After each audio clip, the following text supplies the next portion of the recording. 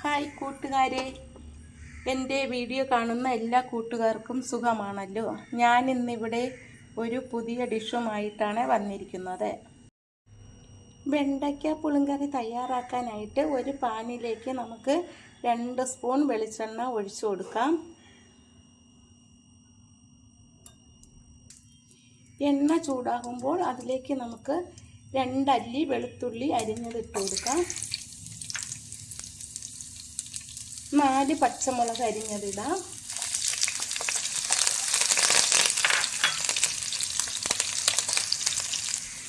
വെണ്ടയ്ക്ക പുളിങ്കറിക്കുള്ള വെണ്ടയ്ക്ക അതിലേക്ക് ഇട്ട് കൊടുക്കാം.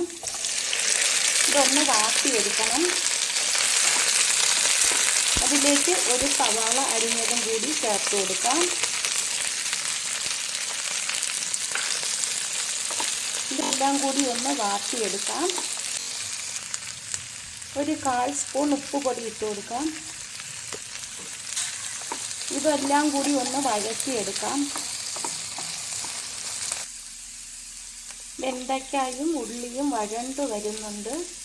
ഒരു മിനിറ്റ് നേരം കൂടി നമുക്കിതൊന്ന് വഴറ്റി കൊടുക്കാം. ഉള്ളിയും വെണ്ടയ്ക്കയും നല്ലതുപോലെ വഴണ്ട് വന്നു. ഇതിലേക്ക് നമുക്കൊരു 1/4 സ്പൂൺ മഞ്ഞൾപ്പൊടി ചേർത്ത് കൊടുക്കാം.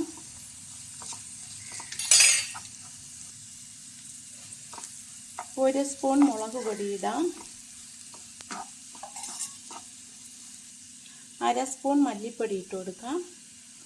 എന്നിട്ട് ഇതെല്ലാം കൂടി ഒന്ന് പച്ച മണം മാറുന്നത് വരെ ഒന്ന് വഴറ്റി കൊടുക്കാം. ഇതിലേക്കൊരു 1/4 സ്പൂൺ കായപ്പൊടി ഇടാം. ഒരു 1/4 സ്പൂൺ ഉലുവാപ്പൊടി ഇടാം. ഇനി എല്ലാം കൂടി ഒന്ന് ഇളക്കി കൊടുക്കാം.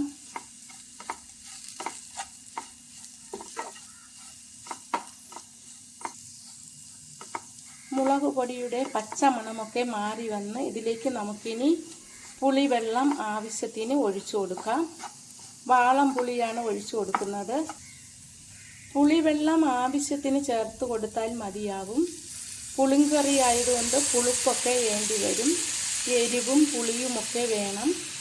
ഞാനൊരു നെല്ലിക്ക വലിപ്പത്തിൻ്റെ പുളിയാണ് ഇതിലേക്ക് ഒഴിച്ചു കൊടുത്തത്.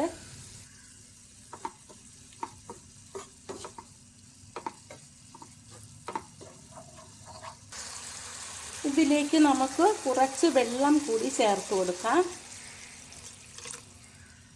എന്നിട്ട് ഉപ്പൊക്കെ ഉണ്ടോയെന്ന് നോക്കിയിട്ട് ഒരു 2 മിനിറ്റ് അടച്ച് വെച്ച് വേവിക്കാം.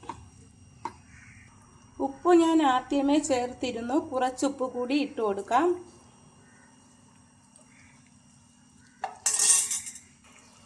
ഉപ്പൊക്കെ പാകത്തിനായി കുറച്ച് സമയം അടച്ച് വെച്ച് വേവിക്കാം. പുളിങ്കറി റെഡിയായി വരുന്നുണ്ട്. ഇതിലേക്ക് നമുക്കിനി കടുക് കൂടി വറുത്തിട്ട് കൊടുക്കാം.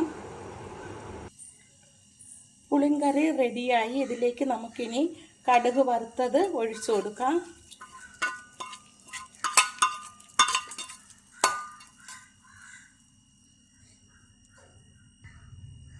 പുളിങ്കറി റെഡിയായിട്ടുണ്ട്. ഈ പുളിങ്കറി ഉണ്ടെങ്കിൽ ചോറ് കഴിക്കാൻ ഇത് മാത്രം മതിയാകും. എൻ്റെ ഈ വീഡിയോ ഇഷ്ടമായെങ്കിൽ ആദ്യമായി കാണുന്നവരെല്ലാം സബ്സ്ക്രൈബ് ചെയ്യണം, സപ്പോർട്ട് ചെയ്യണം, ലൈക്ക് ചെയ്യണം. Thank you.